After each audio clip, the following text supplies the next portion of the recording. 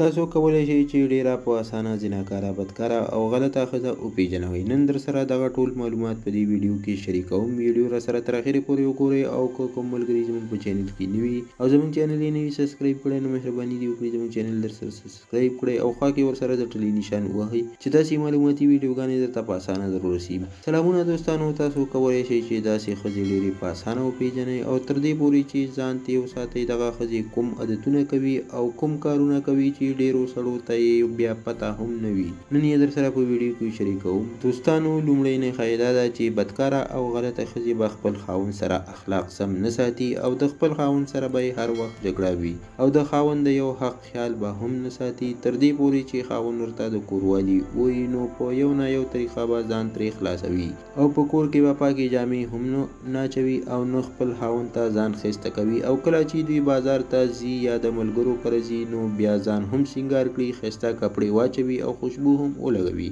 او خوشحاله هم وي او نور به هم ډېر داسې کارونه کوي. خو دوی لا پکار دي چې دا هر څه د خاوند دپاره وکړي. نو داسې ښځې پوهول پکار دي او که داسې ښځې بدکاري نه وي ممکنه په آینده کې دوکه کړی شي او یو څوک ورسره داسې بدکاري او غلط کار وکړي. دویمه لویه غلطي چې ښځې کوي د خپل خپلوانو سره ګپ شپ لګوي او داسې خپل خپلوان چې هغه نامحرمه وي او نکاح یې ورسره کیږي او خاوند یې دغه څیزان نه خوښوي او دغه ښځه د خپل خاوند دغه حق خیال نه ساتي او د هغې سره ګپ شپ لګوي. نو دغسې ښځې پوهول پکار دي او ځانونه ترې ساتل پکار دي. او بله غلطي دا چې دغسې ښځې د خاوند په راتګ خفه کیږي او خاوند چې کور ته راشي نو دوی هیڅ خوشحالي نه محسوسوي او په دغه خوشحالي وي چې خاوند یې همیشه له کوره بهر وي او د یو لوی قمقلتوب دی. دغسې ښځې پوهول پکار دي او نصیحت ورته کول پکار دي چې خپل کور راټول کړي او خپل خاوند سره په مینه او خوشحالۍ ژوند تیر کړي.